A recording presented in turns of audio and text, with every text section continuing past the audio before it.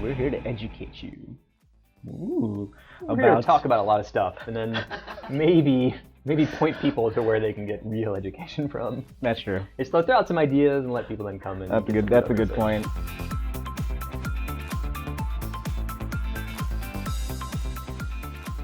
I'm Victor Chung. And hopefully it helps some people. Alexander Karp. We have to start from a place that is our own passion, our experience. A Live Fully podcast.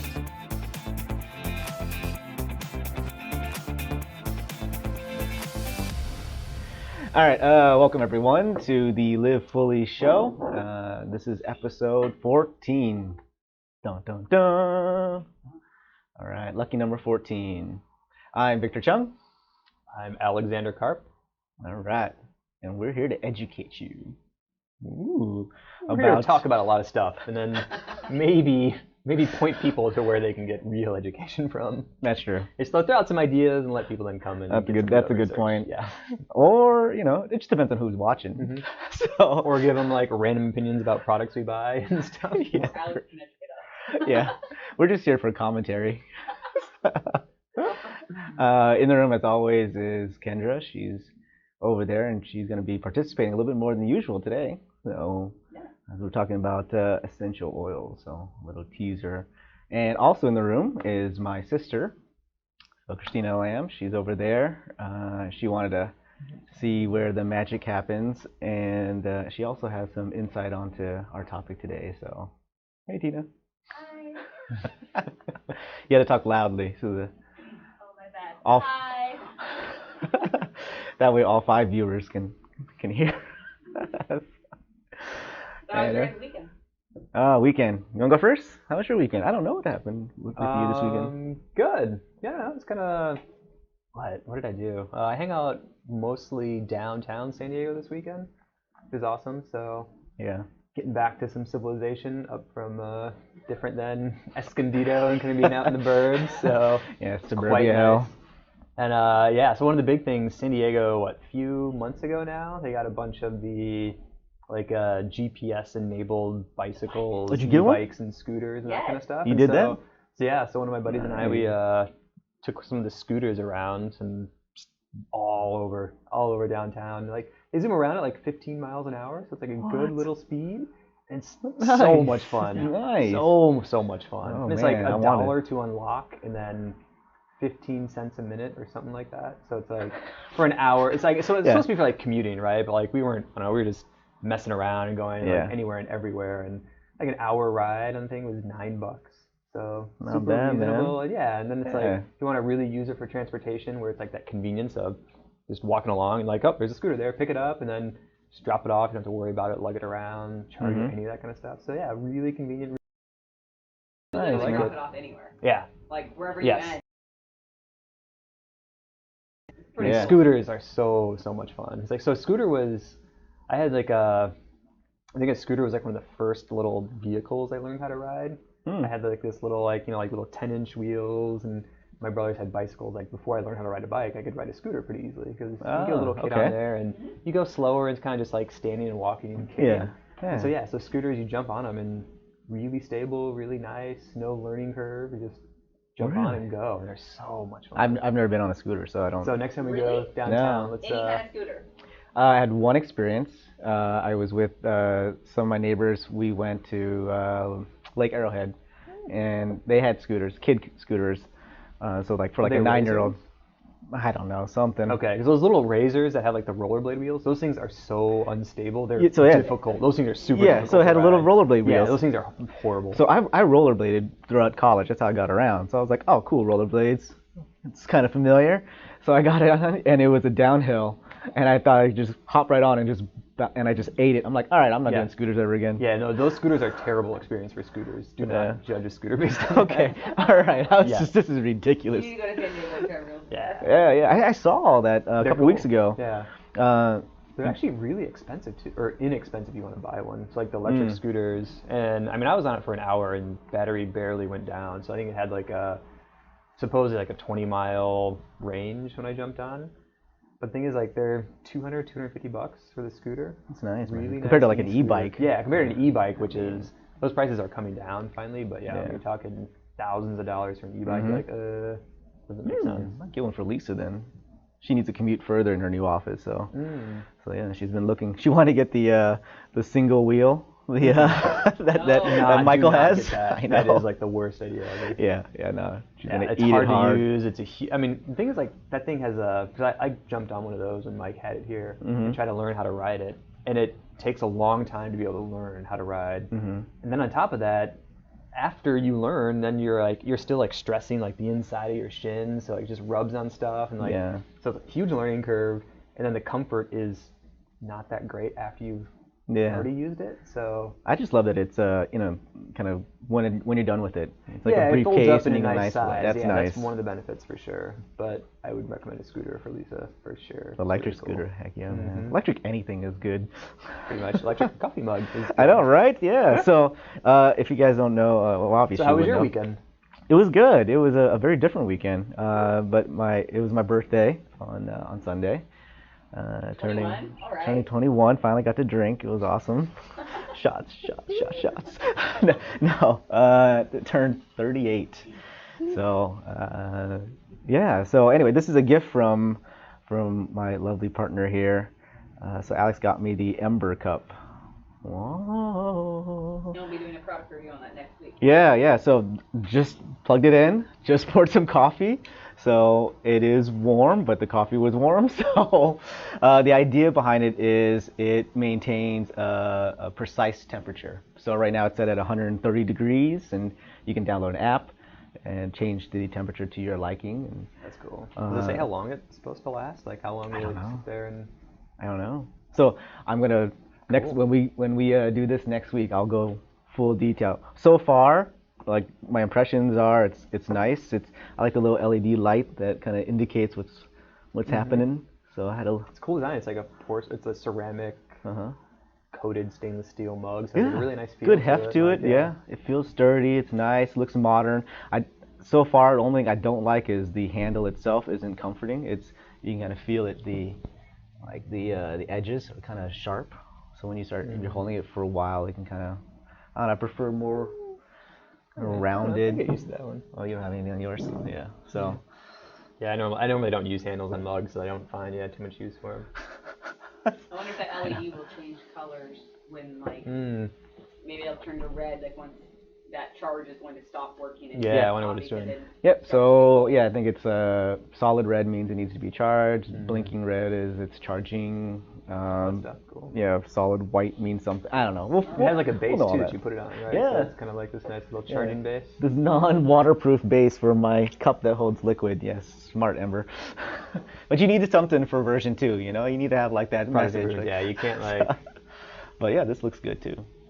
So, and I like the bottom. I'm not gonna. Can't really show you without dousing everybody with coffee. But it's all gold-plated rings there to keep everything. Electrical contacts. Yeah. That's cool. Very nice. Obviously doing nothing right now because it's not plugged in. I do feel fancier now. I need my pinky out. No. You don't? Because you know what the origin of that is, right? The most common origin of why people do that. Is you want to know? Is this appropriate for the show? Yeah. So this is like, I don't know when, like 1800s or earlier, but basically it comes from like parties back in like the Victorian era, and signaling with your pinky up meant that you had an STD. I'm dead serious where it originates from. You got this from Urban. Absolutely. This is Urban Dictionary. Got this from like an NPR article. Like the most common, the earliest use they can find of it is that people would signal that they had an STD during like these parties, and that's how you would, I don't know, as far as then you could be okay with that and mingle with the other person and get through it. So that's what that originally now it has like the hoity-toity kind of like original was flagging you have an STD, so. You can continue doing that if you want to, but... Well, then I guess I have to. See, Kyndra's looking it up right now. She's looking it up. I love it. All right. Yep. All right. Man, it's all those weird things. The things you learned, like, I swear. Yeah, ooh, my coffee's actually it's warmer now. That's cool. That's really cool. Because like warm coffee, when you first pour it, it's just like the smells, the vapor come out, and then like as it gets colder, it kind of gets less. I I don't know. There is something about the lower temperatures not as satisfying as like a nice warm. So trying to see how that works. Like the last sip, if it's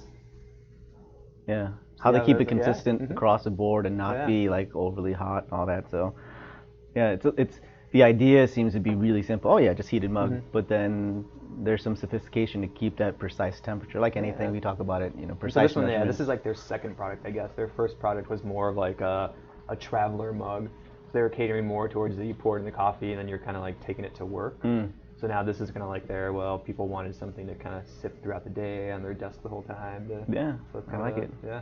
Well, hopefully it should be really nice, and it's like their second product, not their first one out the door. And good. Yeah, always buy number 2. Don't buy number 1. So, I can't smell anything though. We have like essential oil. Yeah. So why just smashing why do we us have all essential the stuff. oils? Maybe we should get to topic number 1. Yeah, we can talk about that. Essential oils. So why are we talking about essential? So, as always, we're always doing health tips to help people out. So one of the things that all of us in the room have used pretty frequently are essential oils. It was actually one of the things that I used primarily for managing my pain before we discovered kratom. Since kratom's been introduced into my life, I've kind of gone away from it a bit, but it was really helpful, in the early days, in the dark days of pain management. And I use primarily eucalyptus oil, which we have right here. So, and I just applied it in, so I had, I'm sure we've talked about it a bunch of times, I have, nerve pain in my back, so fractured my back a couple times. And there's swelling, inflammation, and then also just constant nerve pain that travels down through my hips, my buttocks, down to my toes, sciatic pain, as most people call it. So it sucks. It's constant. It never ends.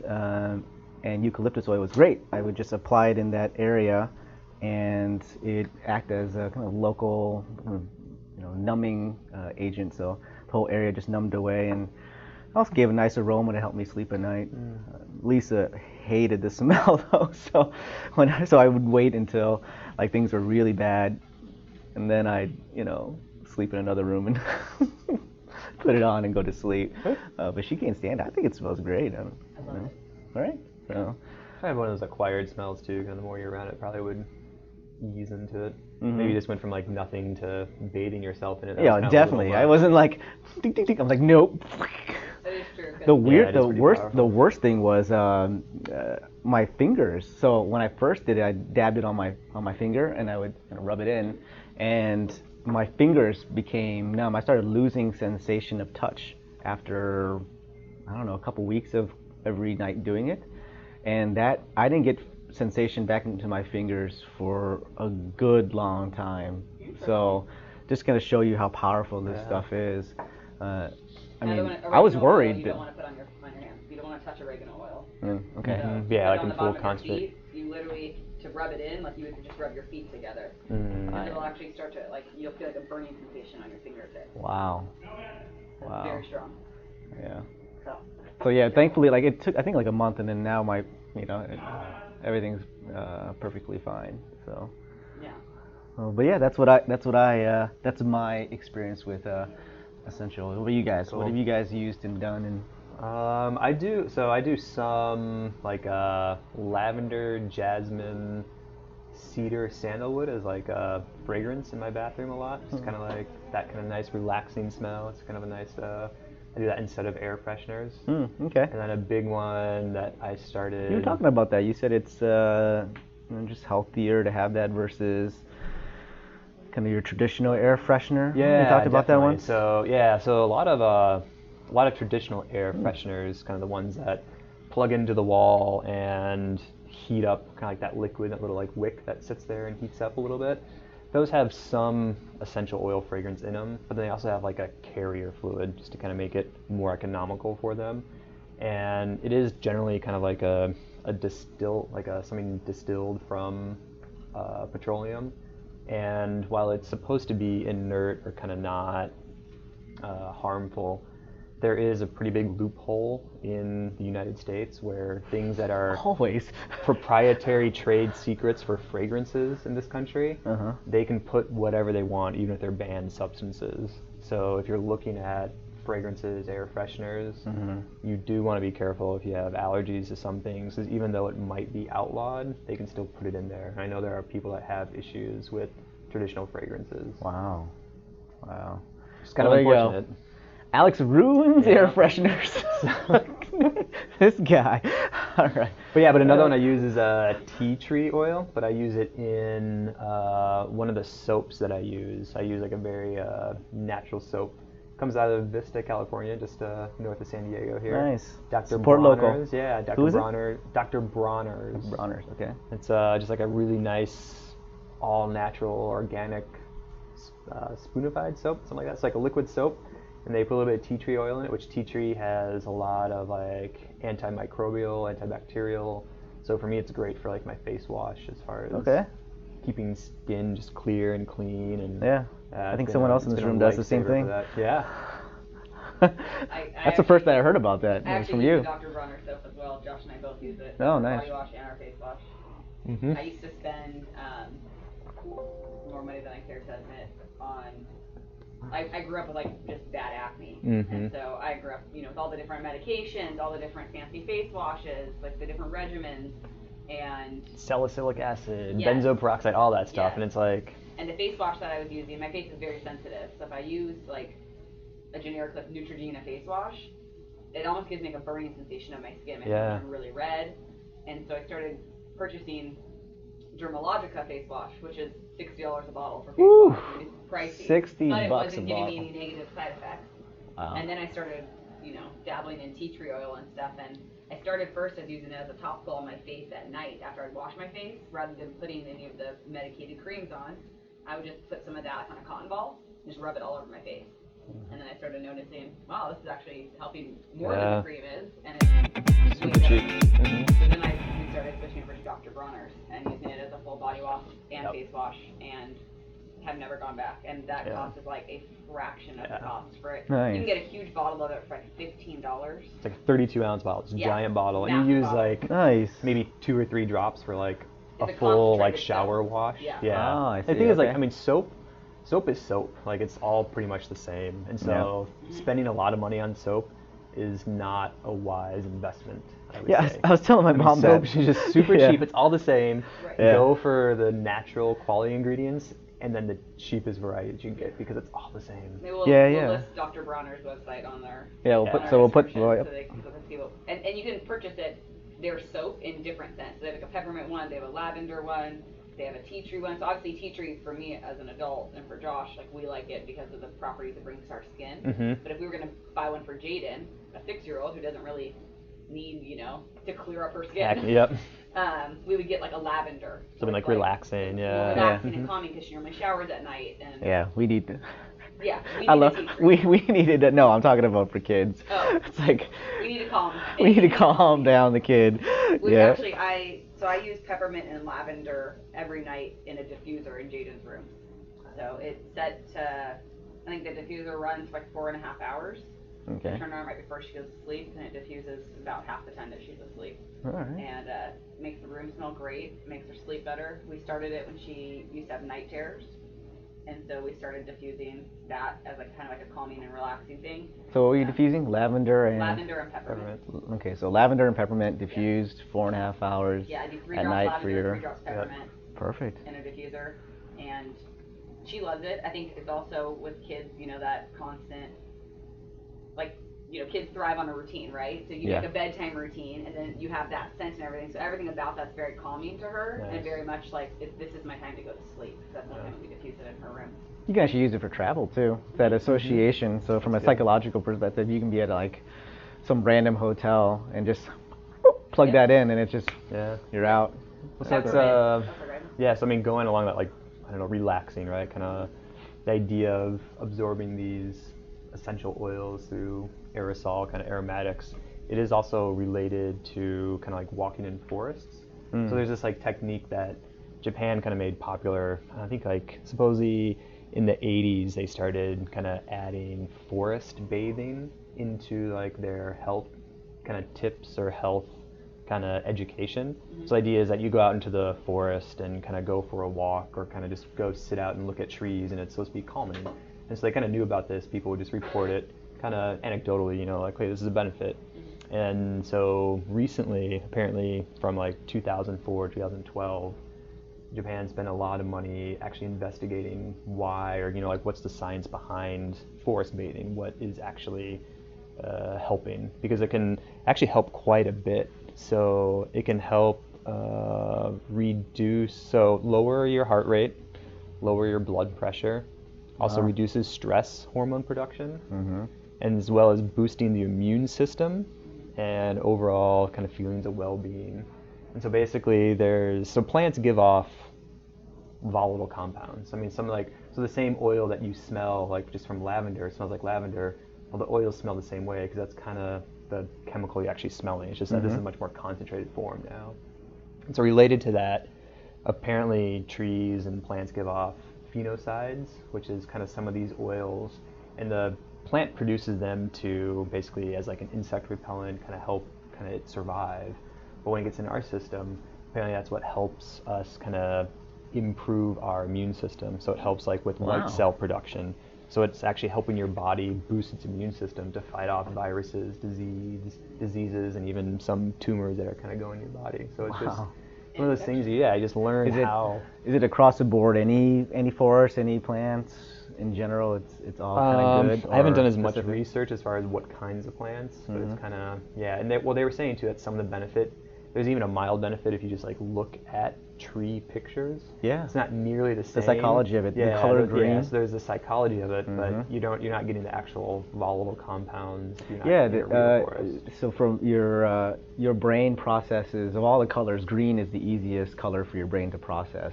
So that's why it's calming when you look at nature and green photos, and it works for for an office setting if you want to keep your employees kind of chill and relaxed. Paint with some sort of variation of green. It's really cool. And then you get the exercise, the air, the whole thing is just. Kind of reminds me. I was reading this morning, and if I quote it wrong, I'm sorry. Study out of Harvard. And we talked about this about sample sizes and data and being careful with these kinds of things. So this one is 30-year-long study.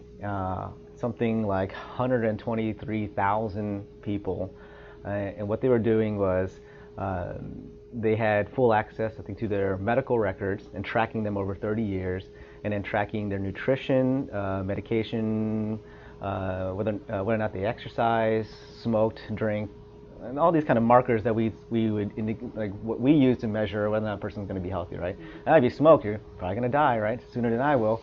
So they started tracking that over 30 years, and no surprise, people that didn't smoke, that only drank, I think for women it was, like a glass of wine a day or less.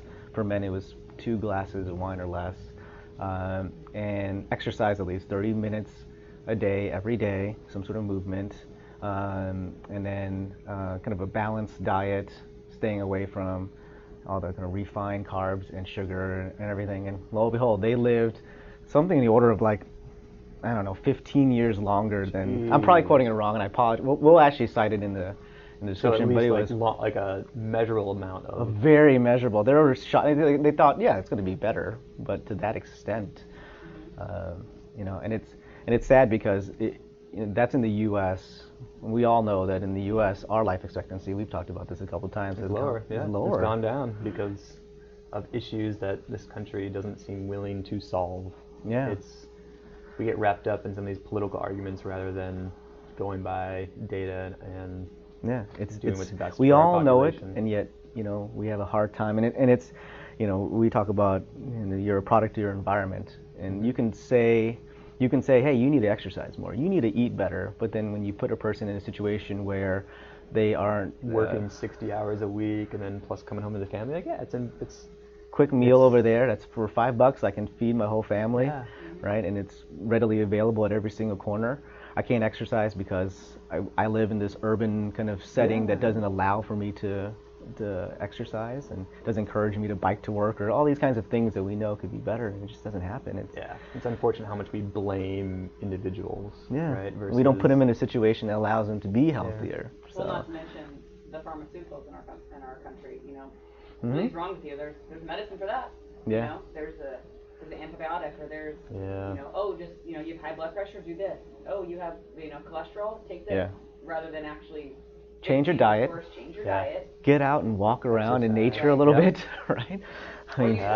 Or use essential oils over here. Yeah, so that's the thing, because I started coming across some documentaries and doing a little research on, kind of we talk about nutrition a lot, kind of like that side of it, and how, unfortunately, how little our medical community gets on education on nutrition. Yeah. The other part that's unfortunate, kind of related to long healthy life and kind of age. So aging mechanism, we know that, there's a lot of studies trying to understand what causes us to age. Because when you're younger, your body is growing, producing, and kind of recycling. And something every 5-7 years, your body kind of turns over its cells as far as reproducing. So it's theoretically, why can't we just live forever? What's stopping us? And at least one part we know is that hormone levels change in your body. And hormones is what regulates everything in your body as far as metabolism, kind of what your body, going through puberty, everyone knows that your body starts growing differently, and you're mentally, you get different, urges, right? There's kind of all these different weird things that happen all through hormones. And yet that's another very understudied, undereducated side of our medical industry, is what should our hormone levels be, and what can we do to maintain them, or kind of combat that natural aging, where guys, males typically, hormones kind of peak younger in our 18, that kind of very typical age, and then slowly decrease throughout our life, where females, there's kind of more of apparently a drop around mid to late 30s is when there's kind of more of a sudden drop. Estrogen drops down. And so and understanding how to supplement that side of hormone treatment can actually stave off or kind of reduce the signs of aging by quite a bit. And so that's something that so I on the testosterone side, I'm a big fan of mixed martial arts and that kind of whole community. So, and that's always a hot topic of people taking steroids for performance, enhancing their performance, right? And there's this big stigma, and there's this, for very good reason, against steroids and any type of testosterone replacement therapy, anything in that world. And I think it's sad because it's not so black and white. There are plenty of cases in which that's adjusting someone's testosterone level, enhancing it, improving it, and their hormone levels in general.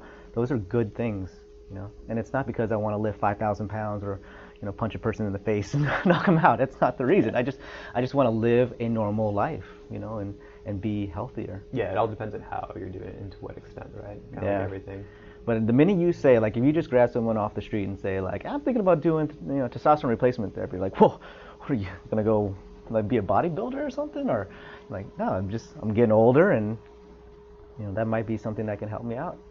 So, or something in that world. So we should we're looking into it more, doing a lot more research around it. And always our angle for anything is all natural. What are ways in which we can do without going to... Because you were saying that just even people who maintain a higher level of exercise, your body naturally maintains a higher level of testosterone. So people that kind of maintain it, the reason they don't decrease as fast and show the signs of aging and their body deteriorating as fast is because what you're putting in the body in exercise and keeping that going, and one way that your body's doing that is actually it's still producing those hormones at a higher level. And so there are natural ways to increase it. So what are other ways to naturally keep that hormone level at a more similar level to when your body was younger and kind of regenerating faster? Yeah, same with cognitive disorders too. We talk about that as well too. Just as long as you're exercising, that's one of the best markers to see whether or not a person's going to have a cognitive issue as they get older. I know we all are going to have to some degree, but more exercise, better nutrition, and then if necessary, doing something all natural, that's going to help you out along the way. That's the secret. That is the secret. So. I like how your coffee mug is still like steaming over there. It's I pretty know, awesome. it is Just sitting kinda there, like, wild. steaming. That's awesome. Yeah. That is cool. That's really cool. And it's not, you know, touching on the outside is fine. Nothing is burning my hands or anything like that. So. And you know what it is? You're surprised that it's warm still. You're like, it's supposed to be cold right now. You're like, whoa, what the heck? That's But not cool. too hot, not too cold. Anyway, so far, Ember, you got my vote. Great Before we gift. move off from essential oils really quick, Yeah. one last thing. We're talking about lemon essential oil, and I personally don't use lemon for like therapeutic reasons or anything like for myself. I use it as a cleaning agent. Lemon as cleaning agent, yes. Yes, very nice. Yes, Lavender it's is right. the little one. Oh, the little one? Okay, this one, lemon. And so anything that has, you know, you peel a sticker off something, or you know, you tape something to your refrigerator. You know, I guess maybe that only happens when you have children. Tape something to your refrigerator. Yeah. Tape And- everywhere. Yeah. And Or there's they like tape that, it. There's that goo that's still left, or like Yeah. you know, adhesive from like a duct tape, or you get a container and you're trying to peel off a label. And Or it's you not buy coming something off. new and they always have like their, UPC code is, Right. you can't get the dang thing You can't off. get it And off. yeah. And 1 or 2 drops of that lemon essential oil, that will Bam. Life hack right there. life hack. There it is. Yep. That's- Essential oils for yourself for biohacking. Lemon to life hack, all that goo stuff out there. Yeah, it works wonders. And it also helps for digestion by putting like 1 or 2 drops of essential oil lemon in your water each morning and drinking a full glass of water. Oh, Actually okay. helps your digestive tract. Oh, my mom's gonna love to hear that. I'm talking about my Yeah, mom I've heard lately. about that. 'Cause Like she's, I've heard like a little bit of warm water and like a slice of lemon kind of like help start your digestion for the Yeah. day. Yeah. It's supposed to be healthy for you. So it's like a lemon, that does help. Doing the essential oils like better. magnifies that Yeah, because does. the oil is derived from the rind. Yeah, where, that makes where sense. the nutrients are. Yeah, so so it's like lemon zest has that the really rind is a smelly, lot. After like, this, we're all gonna go and get a thing of water and we're gonna put some lemon in there. okay. I know that you specifically, Victor, don't drink much water. I know. Except for since this carnivore diet, all I do is just.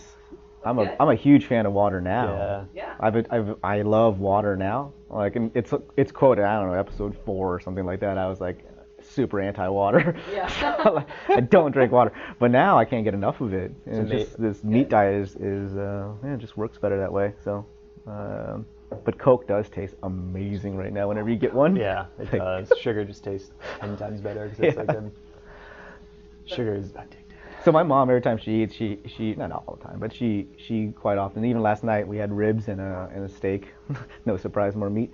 But she went down to our orchard and grabbed a lemon, and was like taking a bite after every like sucking on something. I'm like, what are you doing? That's she believes it aids in her digestion. It makes her healthier. So I actually, if I get a lemon in my water, or I put in my iced tea or something like that, if we're out and we're eating, it sounds weird. Josh always knows that I'm like done with my food if I eat the lemon after. Like I actually will take it out of my water and I'll eat the lemon. Yeah. And I grew up, my dad's Greek, so I grew up with lemon juice on everything. So to me, a lemon actually tastes good. It's not like that's super sour. It actually has a good flavorful taste to me. But I always, like subconsciously, I, like eat the lemon and then I feel like satisfied and like I'm done. So maybe You've cleansed your palate and. there we go. Yeah, You know, and it's just gonna help aiding in digest all digestion. my food. There you go. Little secrets that get passed down from generation to generation. Yeah. You don't know exactly why, but it works and we feel better. Exactly. There you go. Well, Yeah, anyway. So it's a cleaning agent. Yeah, Yeah. cleaning agent lemon. So yeah. So speaking of all this, actually, I didn't tell you guys. Oh, you know, I don't think you know. This kind of up your alley too. Over the weekend, we did some volunteering. So, if you guys don't know, Kyndra does this amazing thing where she goes and helps an orphanage in Africa, and she does that once a year, right? You can go out there. You try your every best. summer. You try every time. It is a big commitment. So, one of the reasons why she's such an amazing person that she does this. So my wife volunteered us to do something very similar this last Saturday. So she met with some group. I'll get the name. Something about mercy is in there. So I should become more prepared for these things. So, but anyway, the link will be in the description. A great organization. And what they do is they go down to Mexico, and I'm sure other parts of the world too, and they build homes. And and I've done Habitat for Humanity a bunch of times. Great organization too. It's wonderful. My knock whenever I did Habitat was two things. One is you join a group. 90% of this group doesn't know how to, build a house or has any type of construction experience, and then you go there for the day. And part of me feels like we are doing almost as much harm as we are good, like messing up nails and like can't figure things out, and like the waste in supplies and all this kind of stuff. And then afterwards, I don't see, like, the home isn't complete, so I just don't see, like, what did we do? Did we just waste our time, or should I just write a check instead? It's a slow process. It's a slow process because you're building a like a real U.S. standard home, multi floors with all that kind of stuff, with plumbing and everything. But the homes that they build with this group is much different, and you can build a whole home in one day. And so we were in El Nino, which is between it's something El Nino. It's in between Tecate and Tijuana. Drove in super early in the morning, like woke up at 4 a.m. and made our way down there. The neighborhood was very poor. People were scrounging whatever they can to build a home, anything. Billboard signs, they would take it down. More like shelter, like just like basic shelter. Basic shelter, really. Even 4 walls. Yep, 4 walls. Yeah. So, but the house that we built was pretty legit. I was very impressed with this. So the day before, or whatever it was before, they poured the concrete foundation. So we arrived with the slab already done. All the wood's there, paint, and then we brought all the tools and supplies. A crew of maybe 20 of us, and we knocked that house out in 7 hours, like bam. And we can put pictures and stuff. I'll do a post for it. Yeah. The house was nice. I mean, 2 rooms, a loft, running electricity in, outhouse, built an outhouse too, with toilet and with plumbing, all of that in, like, say a couple days, because That's cool. That's but really cool. but you see it, like, you walk there this morning, like, there's just the slab, and then by the end of the day you're like, oh, I could live in this house right now. And it's amazing the power of just people coming together for a good cause. And the family was there, and they were helping out as much as they can. The mother had broke her foot, so she couldn't get around very easily. Kids were kind of young. Dad was a contractor, so he was helping out. And these little girls that were helping out with painting, and some of the kids in the neighborhood were helping out too. So the whole thing was just a great experience. Isn't it amazing how, like, at some point you, like, forget that you were even tired in the morning, or that you're dirty, or that it's hot, like, all that just kind of goes out the window. Then you see the whole, not only did you guys all get together for it, but the whole community, pitches in for one person to get home. Like, we don't see that here. No. I mean, you do sometimes, but not on that level. It's very individual here. Exactly. It's very this much kind like of we sense take care of of ourselves community. and our family. We'll help out a little bit here or there. Yeah. But in countries where they don't have stuff, it's like everybody pitches in for everyone. Yeah, that's how you survive. Yeah. That's how I learned how to stucco and mortar, was building houses down in Mexico in high school. Oh yeah? Yeah. Okay, so you did something pretty similar. So I think it's going to be a regular thing for us. I'm going to at least try, for send me the sure. information. Yeah. Josh knows. Did you guys take Enzo or no? No, I wouldn't take anyone too young. No. I started doing that when I was in high school. Like, my parents started allowing me to go down with them when I was in high school. There's a couple of teenage kids, but they were the family that introduced us to the whole thing. I've been doing it for 20 years. Okay. And so their kids, this was their thing, their family bonding thing. Mm-hmm. So they built countless homes. Man, Lisa, she was a trooper. Like, she crushed it while she was there. She purposely went in and said, give me the hardest thing. I want to learn how to do whatever it is. So she was like nailing in, the walls into the concrete, cutting wood. She was on the roof, putting up shingles. The whole thing, like, name the hardest thing, she was there. I was painting for the most part, so I had like the easiest. easiest thing. But I really was like, I was looking at the paint crew. I'm like, I don't think we're gonna get this all done if we don't kind of kick it into gear a little bit. And the typical leader entrepreneur thing kicks in, and so I was kind of like, all right guys, all right, I want you two over there, I need 3 people over here. Let's get this thing done. Like, I want that outhouse painted too. We can do that. Let's get this going. Just rallying everybody, and we got everything done more so than what a normal group would do. Because I was kind of like, what do we have, another 20 minutes? All right guys, let's paint the ceiling. We can do this. Like, this would look better if this whole thing was painted. And everyone's like, what? Like, let's do this. And it was cool. It was really cool. That's awesome. Send me the information. Yeah. Well, we should all plan a time. Yeah, it was really cool. And this stuff, oh, what a godsend. So, like, Kratom. I'll tell you what, like, if I didn't have Kratom, all that, like, bending down constantly. I was the pour paint guy. So grabbing the 5-gallon tubs and lifting, because the paint crew is all women, and they just, even though a couple of them are probably stronger than me, they're like, have the guy do it. So, great. So my job was like, even when it was like down to halfway, I'm like, anybody could lift this up. Why am I the guy that has to like pour paint all day long? So I just kept having to bend down, pour, bend down, pour. But thanks to Kratom, I made it through. And then the next morning, Jessica, a friend of ours who came along and did it as well, she tried Kratom for the first time because she just was super sore all over the place, and had a great experience. So she's a fan, so she loves Kratom. So I didn't do the essential oil. I didn't do eucalyptus, so I could have used that. That probably would have helped. So, yeah. Call it a day. Talk about GMP next time. Yeah. That'd be good. Okay. So GMP is a big deal, especially a big topic.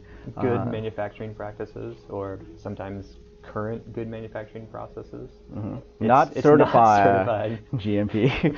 It's current good manufacturing practices. Yeah. That's a good tee up.